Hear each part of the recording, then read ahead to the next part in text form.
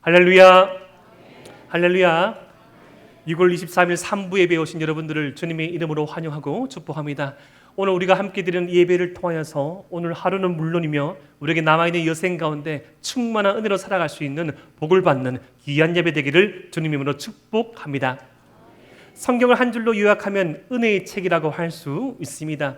구원받을 수 없는 저와 여러분들이 어떠한 은혜를 누리게 되었으며 그 은혜를 주님께서 주시고자 무엇을 하였는지 여기에 대한 말씀이 창세기부터 요한계시록까지 66권의 말씀 가운데 길게 높게 넓게 펼쳐져 있습니다. 저는 이 은혜에 관한 말씀을 살펴보면서 하나님의 은혜를 많이 입었던 성경의 인물들을 살펴봅니다. 특별히 우리의 뇌리를 스쳐가는 많은 인물들이 있습니다. 아브라함부터 시작하여서 모세, 요셉, 야곱, 그리고 오늘 말씀의 주인공인 이 다윗까지, 그리고 신약 성경을 살펴보면 예수님의 제자 12제자를 비롯한 그 많은 수많은 초대의 교인들 한 명 한 명 그들의 삶을 읊어보자면 하나님께서 그들에게 베푸르신 은혜가 한량없이 깊고 높음을 살펴봅니다. 오늘 우리가 특별히 함께 살펴볼 이 사무엘하 9장 1절부터 8절 13절까지 말씀은 은혜가 무엇이며 은혜가 저와 여러분들에게 어떻게 찾아왔으며 이 은혜로 말미암아 저와 여러분들에게 허락된 복된 삶이 무엇인지를 우리에게 선명히 보여줍니다. 오늘 먼저 1절 말씀을 살펴보니까 다윗이 신하들에게 이렇게 묻습니다. 다윗이 이르되 사울의 집에 아직도 남은 사람이 있느냐? 사무엘하 8장까지 말씀을 살펴보면 다윗이 남북 이스라엘 모든 것들을 통합시키고 통일시킨 후 완전한 평화를 도래한 시대가 왔습니다. 보통 완전한 평화가 오더라도 권력자들은 이전의 권력을 마무리하고 정리하는데 집중을 합니다. 특별히 저와 여러분들이 너무나 잘 알고 있듯이 사울이 누구입니까? 사울은 바로 다윗의 장인이자 다윗을 10년 넘게 쫓았던 다윗의 원수. 다윗은 사울을 그렇게 대하지 않았지만 사울은 다윗을 이 사위가 아니라 원수로 대하였던 사람이었습니다. 그런데 그런 대접을 받았던 대우를 받았던 다윗이 지금 사울의 집에 누가 남아 있냐고 신하들에게 묻습니다. 이것은 하나님 나라 밖의 이야기, 은혜 외의 관점으로 살펴봤을 때 권력을 완성시키려고 권력의 이 힘의 숙청을 위해서 마지막 남은 이 변절의 씨앗을 찾고 있는 거라고 생각할 수 있는데 1절 말씀이 이어진 이 다윗의 말에서 그것이 아님을 살펴보게 됩니다. 내가 요나단으로 말미암아 그 사람에게 은총을 베풀리라. 요나단에게 이미 입은 사울의 아들 요나단에게 입은 은혜가 있는데 이 은혜를 갚고자 사울의 집에 남아있는 자녀를 찾고 있다고 말합니다. 이러한 다윗의 말을 들은 다윗의 신하들이 이 수소문하여서 전 이스라엘을 샅샅이 뒤져서 사울의 집에 남아있던 종 시바라는 인물을 데려옵니다. 그에게 사무엘하 9장 3절에 다윗이 또다시 이렇게 말합니다. 왕이 이르되 사울의 집에 아직도 남은 사람이 없느냐? 내가 그 사람에게 하나님의 은총을 베풀고자 하노라 하니 시바가 왕께 아뢰되 요나단의 아들 하나가 있는데 다리 저는 자니이다 하니라. 지금 다윗은 사울의 집에 남아있는 자가 없느냐고 다시 사울의 집에 마지막 남은 종 시바에게 묻습니다. 평범한 대화처럼 보이는 이 3절의 말씀에서는 하나님 나라의 가치관과 하나님 나라 밖의 가치관, 세상의 가치관이 충돌하고 있음을 우리는 살펴보게 됩니다. 먼저 다윗은 하나님의 은혜, 하나님의 은총을 말하고 있습니다. 내가 하나님의 은혜를 입었다. 내가 하나님의 은혜를 요나단에게 입었다. 일찍이 사무엘상 20장 말씀을 살펴보면 다윗이 도망자의 세월을 시작할 때 사울의 아들 요나단이 다윗을 불러서 들판에서 이러한 약속을 합니다. 다윗이여, 나는 네가 분명히 왕이 될 것을 알고 있다. 우리 아버지의 나라는 망할 수밖에 없을 것인데 이 사울의 나라, 이 아버지의 나라가 망하면 남겨진 내 자녀들을 잘 좀 보살펴 주렴이라고 약속을 합니다. 어떤 권력에 대한 청탁이 아니라 일찍이 요나단은 다윗보다 10몇 살이 많고 이미 한 나라의 왕자였고 이 적자, 이 권력을 승계받을 수 있는 적합한 사람이었지만 하나님께서 택하신, 하나님께서 기름 부으신 그 다윗을 알아보고 하나님께서 원하시면 그 뜻대로 돼야 한다는 그 생각에 지금 다윗을 존귀 여기면서 다윗을 존중하면서 자신의 마음을 말하고 있는 것이죠. 그런데 지금 도망자의 세월을 시작하는 다윗에게는 그 누구보다 참 소중한 말이고 그 누구보다 귀한 말이었지만 언제 왕이 될지 모르니 그 약속은 지키지 못할 약속이라는 생각했을 겁니다. 그런데 수많은 세월이 지나 그 도망자의 세월을 끝내치고 통일 왕국의 이스라엘의 왕이 됐을 때 일찍이 요나단에게 입은 하나님의 은혜가 다윗이 기억났던 것입니다. 지금 다윗은 이 하나님의 은혜에 대해서 말하고 있지만 이 말을 전해들은 사울의 종 시바는 다르게 말을 하고 있는 것이죠. 이렇게 말합니다. 요나단의 아들이 한 명 있는데 왕이시여 신경 쓰지 마십시오. 그 아들은 다리를 저는 사람입니다. 당시 고대 근동의 관습에 의하면 다리를 절거나 심각한 장애가 있는 사람은 왕으로서 세움을 받지 못했습니다. 그럴 수 있죠. 지금은 그런 기준이 없지만 전쟁에 최우선적으로 나서야 되는 이스라엘의 왕이 몸에 어떤 불편함이 있으면 왕으로의 역할을 수행하기가 힘들 수 있습니다. 그러한 기준에 의거하여서 왕이시여 안심하십시오. 우리나라에서 왕은 다윗밖에 없고 저자는 신경 쓸 것도 없는 장애인입니다. 라고 이 요나단의 아들 무비보삿의 결점을 콕 집어서 말하고 있습니다. 사랑하는 대동의 성도 여러분, 이 짧은 대화에서 세상의 가치관과 하늘나라의 가치관의 충돌을 바라보게 되죠. 하나님은 그 하나님의 은혜를 입은 다윗과 같은 사람들은 그에게 입은 은혜에 의거하여서 사람을 바라보고 찾습니다. 내게 한 가지 해코지를 하거나 한 가지 잘못을 한 사람을 복수한 것이 아니라 내게 은혜를 입은 그 사람에게 하나님의 은혜를 흘러보내고자 찾고 또 찾는 다윗과 같은 사람, 그러한 사람이 우리 모든 성도를 되시기를 주님의 이름으로 축복합니다. 반면 세상은 그렇지 않죠. 시바와 같은 그런 모습을 보입니다. 단 한 가지 결점, 다리를 저는 자, 그는 왕의 저격자가 아니라고 말합니다. 이것이 바로 세상이 우리를 바라보는 시선이지요.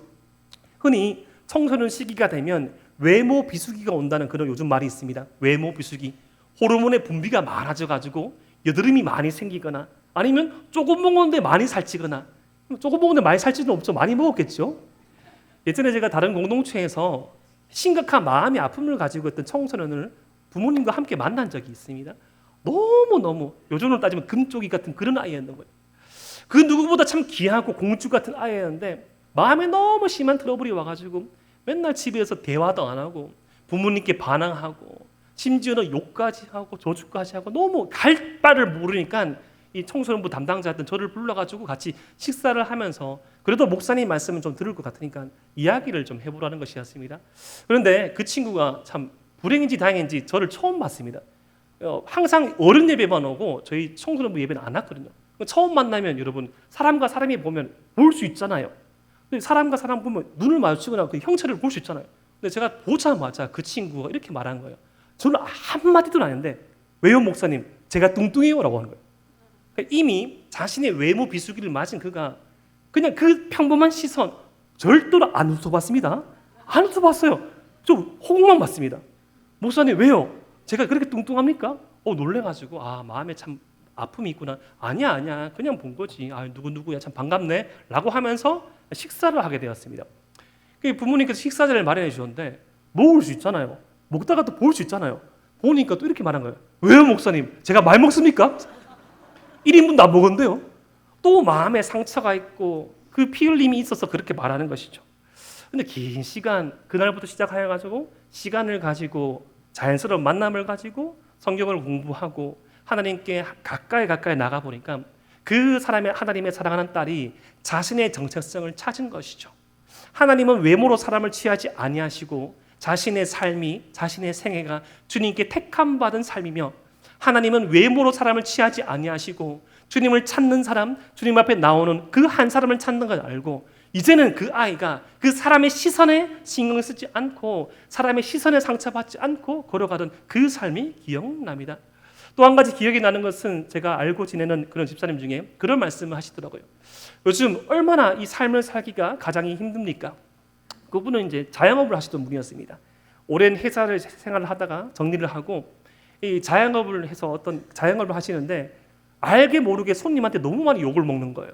음식을 만드시는데 어떤 분은 짜다, 어떤 분은 맵다, 어떤 분은 싱겁다. 이게 음식이가, 이게 뭐 치킨이가 뭐 하면서 계속 말씀하니까 너무 마음에 속상해가지고 그런데 이제 정말 이 가정 생활이 정말 행복하고 너무나 즐거웠는데 집에 가면 이 표정 정리가 안 되니까 집 앞에 있는 편의점에서 원래 즐겨 먹지 않았는데 콜라를 한 잔씩 드시고 가셨다. 콜라 먹으면 이렇게 흐름이 나오기도 하고 청량감이 느껴지잖아요. 몸에는 나쁘지만 그 콜라 한 잔을 마실 때까지 마음을 되새기고 갔다는 거죠. 오늘 이렇게 받았던 컴플레인 또 저렇게 풀어내고 또 오늘 이렇게 받았던 어떤 불만들 또 하나님께 기도하는 마음으로 풀어내면서 또 마음을 되잡고 또 마음을 되잡고 또 마음을 되잡고 하는데 얼마나 사람이 연약한지 그날따라 카드도 없고 동전이 없는 한 날이 되었대요. 근데 그 집사님이 콜라를 안 먹고 들어갔는데 표정 정리가 안 된 거예요. 표정 정리가 안 돼가지고 모든 컴플레인을 수고하고 무거운 짐자라 다 내게로 오락했는데 콜라에 못 넘기니까 그 표정 그대로 집에 들어갔다가 그렇게 힘들게 어렵게 일하는 그 아버지의 모습을 아이들이 보고 적지 않은 충격을 받은 것이죠. 그러면서 저희 앞에 울었습니다. 목사님, 아니 내 신앙이 이렇게 든든할 줄 알았는데 내 신앙이 이렇게 건강한 줄 알았는데 그냥 그 시간 한번 안 가졌다고 그렇게 욕먹고 그렇게 컴플레인 받았다고 표정 하나 못 감추는 제가 너무너무 힘들고요. 그런 교회 안에는 그렇게 잘한다 하고 축복해주고 하지만 이런 세상이 원래 그런 줄 알았지만 그렇게 세상 속에 살아갈 때 결점만을 보고 그런 나를 추궁하는 그 아픔이 너무나 크다고 말하였습니다. 사랑하는 대동의 성도 여러분, 이번 한 주 살아오면서 그렇게 우리의 결점만을 바라보는 세상 가운데 상처받지는 않았습니까? 하나님의 몸된 교회 가운데 이 교회 안은 좀 다를 줄 알고 생각하고 열심히 신앙생활하고 열심히 섬기고 봉사하고 나왔지만 너무나 잘 지내고 너무나 한 형제 한 자매로 잘 지냈지만 어떠한 순간 그 한마디에 한 시선으로 말미암아 상처받으신 적은 없습니까? 혹시 사람은 실수할 수 있을지라도 주님의 은혜를 알지 못하는 세상은 우리를 그렇게 바라볼지라도 하나님께서는 우리를 은혜로 바라보심을 믿으시길 바랍니다. 그런 하나님의 은혜를 아는 다윗이 이렇게 말합니다. 사무엘하 9장 4절 말씀 우리 함께 한번 읽어보겠습니다. 시작. 왕이 그에게 말하되 그가 어디 있느냐 하니 시바가 왕께 아뢰되 로두발 암미엘의 아들 마길의 집에 있나이다 하니라. 이 시바의 생각에 따르면 이렇게 말하면 보통의 왕이면 안심할 줄 알았습니다. 그렇지, 잘 됐네, 저주를 받았네, 그래 장애인은 절대 왕이 될 수 없지, 내가 신경 안 써도 되겠네, 적당하게 보상하고 적당하게 그 마음을 위로하면 되겠구나 라고 넘어갈 줄 알았는데 다윗은 이렇게 묻습니다. 그에게 말하되 그가 어디 있느냐. 세상의 왕의 관점이 아니라 하나님의 은혜를 모르는 사람의 관점이 아니라 다윗은 진실로 이 요나단의 아들을 만나고 싶던 것이었습니다. 세상은 어떤 자격과 조건이 안 되면 들어올 수 없다고 말하는데 다윗은 오직 한 가지 요나단과의 약속을 기억하고 은혜의 약속에 의거하여서 그 약속 때문에 내가 요나단을 찾는다고 말합니다. 사랑하는 대동의 성도 여러분, 우리가 어떻게 지금 이렇게 예배를 드릴 수 있습니까? 오직 한 가지 은혜의 약속에 의거하여 주님 앞에 나올 수 있었습니다. 수고하고 무거운 진민자들아 다 내게로 오라, 내가 너희를 쉬게 하리라. 그 주님의 십자가 아래로 나오는 그 사람들에게 평안과 회복과 은혜가 있음을 주님께서 약속하셨습니다. 교회는 어떠한 자격과 교회는 어떠한 조건과 교회는 어떠한 이유를 내세워서 사람을 가려버려주는 곳이 아닙니다. 은혜가 필요한 것, 은혜를 사모하는 자, 주님의 말씀이 필요한 자는 어느 누구나 나와서 그 은혜를 누릴 수 있고 흘려보내시는 곳이 교회임을 믿으시길 바랍니다. 그런데 다윗은 지금 무비보셋을 그렇게 생각하고 무비보셋을 그렇게 기다리지만 이것은 무비보셋은 전혀 다른 생각을 가지고 오셨습니다. 여러분, 무비보셋에게 가장 피하고 싶은 한 가지 일이 있다면 다윗을 만나지 않는 것이었습니다. 왜냐하면 다윗은 자신의 아버지 요나단과 다윗의 그 약조를 기억하지 못합니다. 너무나 피하고 싶던 순간이었을 겁니다. 아마 뒤에 말씀을 살펴보면 알 수 있지만 15년 정도 아무도 찾지 못하는 그 시골에 박혀서 지냈습니다. 그러던 어느 날 이 무비보셋을 다윗의 신하들이 찾아옵니다. 사무엘하 9장 5절 말씀. 다윗 왕이 사람을 보내어 로드발 암미엘의 아들 마길의 집에서 그를 데려오니, 정말 피하고 싶던, 더 이상 마주치지 않을 현실이 다가온 것입니다. 사실 무비보셋은 여러 가지 어려움 가운데 있던 인생이었습니다.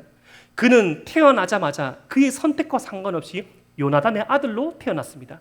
사울의 손자로 태어났습니다. 근데 태어나고 보니 이 왕국은 누구의 왕국입니까? 바로 다윗의 왕국입니다. 지금 이전의 정권의 사람이기 때문에 이 보통의 생각에 따르면 이 자신은 죽어 마땅한 사람이었습니다. 사랑하는 대동의 성도 여러분, 하나님의 은혜 밖에 있는 인생이 그러합니다.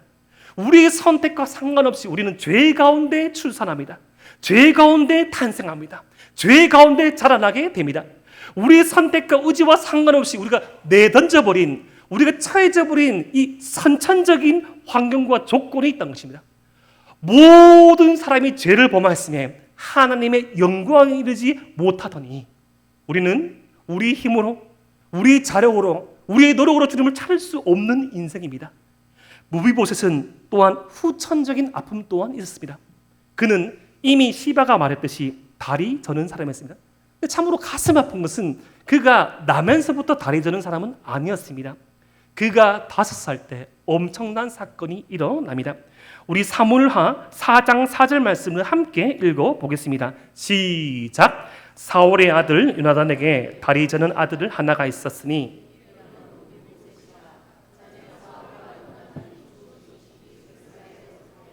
그의 나이가 5살이었는데 그 유무가 안고 도망할 때 급히 도망하다가 아이가 떨어져 절게 되었더라. 무비보셋이 5살 때 엄청난 일이 이스라엘에 일어납니다.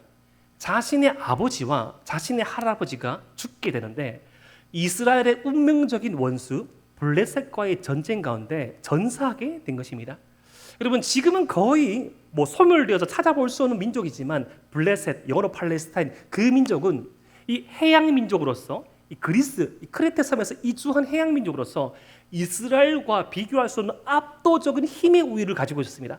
예를 들어서 이스라엘이 청동기를 쓰면 그는 철기를 썼어요. 잽이 안 되는 거죠. 근데 이 블레셋인들이 정치적인 제도는 이 민주주의의 기초를 달았습니다. 5개의 나라들이 돌아가면서 민주적으로 나라를 다스렸는데 정치 시스템만 민주적이지 그들의 이 정치 안에는 심각한 우상 숭배가 있었으니 바로 바알과 아스다로스를 섬겼습니다. 정치 제도는 민주적이지만 그가 섬기고 있는 신들이 아주 음란하기에 음란과 거리가 먼 이 거룩한 이스라엘 백성은 눈에 가신 거예요. 저 멍청하게 사람이 사람의 힘을 믿고 살아야지 하나님께 의지하네 라는 시각을 가지고 이 1000년에 가까운 시간 동안 이스라엘을 정말 끊임없이 괴롭히고 또 괴롭히던 민족이 블레셋이었는데 아니나 다를까 이 사울 왕과 이 요나단 왕자가 이 전사하게 됩니다.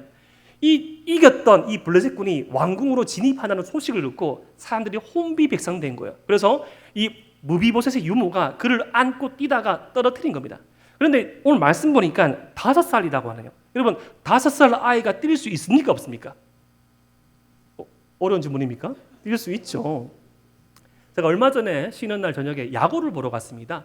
요즘 저희 팀이 잘해가지고 기분이 좋잖아요. 아니나 다를까 야구를 보고 닭이 나오는데 제가 이제 한 가지 말씀드린 게 제가 요즘 목이 불편해가지고 디스크 좀 터져가지고 6, 7번이 되게 많이 아파서 진통제 먹고 나왔습니다.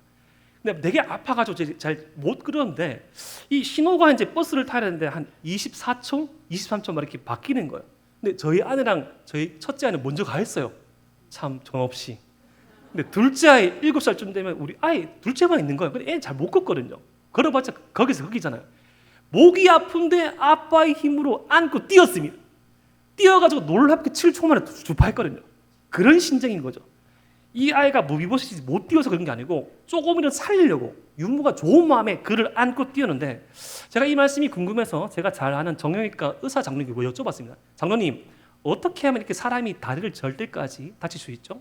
아마 목사님 척추를 다쳤을 겁니다. 네.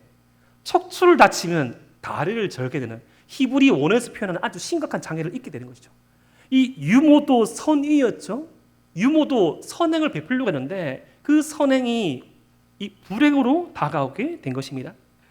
지금 그리고 이 무비보셋이 머무는 이 장소의 이름도 참 사연이 있습니다. 로두발, 암미엘의 아들 마길의 집.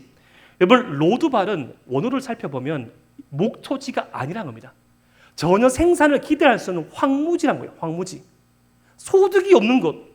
그곳에서도 자신의 집도 아니고 암미엘의 아들 마길의 집, 얹혀 살고 있는 사람의 얹혀 살고 있는 그 사람, 가장 눈치 보고 가장 어려운 그 인생이 바로 무비보셋이었던 거죠. 그랬던 그가 다윗의 부름을 받아 어쩌면 자신의 아버지와 할아버지가 살아있으면 자신의 거처가 될 수 있었던 왕궁 안으로 들어오게 됩니다. 아, 이제 내 삶이 끝났구나. 이제 이렇게 숨어서 15년 지냈는데 내 아들은 어떡하나. 뒤에 말씀을 살펴보면 이 무비보셋에게도 행복한 가정이 있거든요. 그 누구에게도 해끼치지 않고 아들도 있었는데 내 아들은 누가 돌봐주자고 그런 생각한 순간 다윗이 이렇게 말합니다. 사무엘하 9장 6절 말씀. 사울의 손자 요나단의 아들 무비보셋이 다윗에게 나와 그 앞에 엎드려 절하매 다윗이 이르되 무비보셋이여 하니 그가 이르기를 보소서 당신의 종이니이다. 지금 다윗이 무비보셋의 이름을 부릅니다. 사랑하는 대동의 성도 여러분, 구약 말씀에서 사람의 이름을 부른다는 것은 그 사람의 존재를 받아들이신다는 겁니다. 신약도 마찬가지죠. 그 여리고성 모든 사람이 손가락질하고 그 모든 사람이 멸시하였던 삭개오를 우리 주님께서 찾아가서 삭개오여 그 나무에서 내려오라고 말씀하셨습니다. 세리장아, 야 이 나쁜 놈아 라고 말하지 않고 삭개오라고 말씀하셨습니다. 무비보셋이여, 다리 저는 자가 아니라 사울 왕과의 마지막 남아있는 배신자가 아니라 나의 사랑하는 친구의 아들, 내게 은혜를 끼친 그 요나단의 아들 무비보셋이야 라고 말했던 것입니다. 아직까지 웬 목적과 웬 뜻으로 자신을 모르는 무비보셋은 참 공부하며 힘들어하며 그렇게 떨고 앉아 비로 있었겠죠. 그 공포 가운데 있던 무비보셋에게 다윗이 이렇게 약속합니다. 우리 사무엘하 9장 7절 말씀을 함께 한번 읽어보겠습니다. 시작. 다윗이 그에게 이르되 무서워하지 말라. 내가 반드시 내 아버지 요나단으로 말미암아 내게 은총을 베풀리라. 내가 내 할아버지 사울의 모든 밭을 다 내게 도로 주겠고 또 너는 항상 내 상에서 떡을 먹을지니라 하니. 지금 다윗이 세 가지를 약속합니다. 먼저 첫 번째, 평안을 약속합니다. 무서워하지 말라. 나는 너를 죽이려고 부른 것이 아니라 평안, 샬롬을 너에게 주겠다. 너희 아버지께 받은 그 은혜를 흘러 보내겠다고 말씀하십니다. 두 번째, 너희 할아버지 사울에게 속한 그 모든 재산을 회복시켜 주겠다. 여기서 이 회복이라는 이 원어는 휴브라는 건 휴브. 이 휴브가 뭔가 하면 오직 하나님께만 가능한 회복입니다. 사람이 복원시키고 사람이 하는 회복이 아니라 하나님과의 관계, 은혜 안에서만 가능한 그 회복을 다윗이 수행하겠노라고 약속합니다. 마지막 세 번째, 교제를 약속합니다. 어떤 종의 아들이 아니라 어떤 신하의 아들이 아니라 내 아들처럼 왕의 식탁에서 식사를 할 수 있는 그 친밀한 교제를 내게 허락하겠다고 말씀합니다. 사랑하는 대동의 성도 여러분, 지금 다윗이 무비보셋에게 약속한 세 가지는 하나님께서 그 예수 그리스도를 통하여서 저와 여러분들에게 주신 복이 아닙니까? 첫 번째, 예수님의 십자가 아래로 나오는 하나님의 백성들에게 참 평안을 주십니다. 그 하나님 밖에서는, 그 십자가 밖에서는 우리의 결점을 주목하는 원수 마귀가 우리에게 불화살을 쏘며 우리를 공격하고 있지만 그 하나님의 말씀이 의거하여 나오는 그 십자가 아래로 나오는 하나님의 백성들에게는 내가 너에게 평안을 주노니라고 주님께서 말씀하십니다. 그간의 삶 가운데 주님 밖에서 방황하고 주님을 믿는다고 하면서도 참된 평안을 누리지 못하셨다면 지금 저와 여러분들에게 평안의 손을 내미시는 그 주님의 손을 붙잡는 저와 여러분 되시기를 주님의 이름으로 축복합니다. 그리고 두 번째, 우리 주님 안에서는 완전한 회복, 슈브가 가능합니다. 여러분, 세상은 많은 것들을 약속하잖아요. 시험만 합격하면, 취업만 하면, 결혼만 하면, 아들만 출가시키면, 은퇴만 하면, 뭐만 하면 하시면 그런 것들로는 우리에게 참된 회복을 약속할 수 없습니다. 참된 회복은 주님의 은혜 안에서만 가능합니다. 세상의 시각에서는 무엇이 모자라고 무엇이 불안하고 말할 수 있겠지만 주님의 은혜 아래 있는 삶, 주님의 십자가 아래 있는 삶, 주님의 그 선하신 목자 되신 주님을 따라가는 삶은 불편할지언정 불행하지는 않습니다. 반대로 주님 바뀌는 삶은 그 모든 것들이 편리할지언정 인생에 참된 행복이 없는 불행한 삶인 것입니다. 마지막 세 번째, 하나님의 백성이 누릴 수 있는 가장 큰 축복은 바로 주님과의 친밀한 교제입니다. 신앙생활을 하면서 홍길동처럼 살아가는 분들이 계십니다. 아버지를 아버지라 부를 수 없고 어머니나 어머니를 부를 수 없는, 얼마나 가슴 아픈 이야기입니까? 하나님의 백성인데, 하나님의 아들, 딸인데 우리 아버지가, 우리 하나님이 만물의 주인 되시고 만유의 주인 되시는데 우리에게 영원한 생명을 허락하시고 전무후무한 복을 주시고자 하는데 이 세상에 변질될 거, 이 세상에 유한한 거, 이 세상에 썩을 거, 때로 인생 살아가면서 목사님 저도 그러하지만 인생에 알 수 없는 고난과 고통과 눈물과 괴로움을 당할 때 있지만 이미 앞서가신 주님께서 우리에게 완전한 평화와 완전한 은혜를 주신다는 그 말을 믿고 나갈 때 불편할 수 있지만 살아갈 만한 세상으로는 깨달을 때 주님 감사합니다고 고백할 수 있는 반면 모든 것을 가졌지만 내게 없는 그 한 가지에 집중할 때 이것도 없고 저것도 없고 이것도 늦고 저것도 늦고 뭐 해서 안 되고 이미 저와 여러분들에게 영생을 주셨는데, 이미 저와 여러분들에게 왕의 자녀가 되는 권세를 주셨는데 그 세상에 불타는 것들, 그 세상에 아무것도 아닌 것들, 그것들을 바라보고 영광이라고 말하는, 하나님을 하나님을 부르지 못하는 그런 착각 가운데 우리는 살아가지 않습니까? 어떤 이 교회의 어떤 큰 어른이 그런 말을 했습니다. 교회 아버지 성부가, 태양을 본 사람은, 이 태양을 빛을 본 사람은 태양 아래의 샹젤리제에 눈을 빼앗기지 않는다.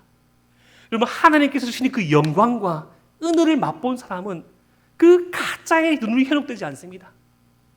정말 주님께서 저와 여러분들을 향해서 예배해 놓으시고 지금부터 영원까지 누릴 그 은혜의 영광을 안다면 여전히 우리의 삶 가운데 이 육신의 불편함도 있고 여전히 우리의 삶 가운데 주님 언제까지니까 라고 물을 수 있는 그 기도 응답의 지연도 있지만 주님께서 우리에게 베푸신 은혜 가운데 감사하며 살아갈 수 있다는 것입니다.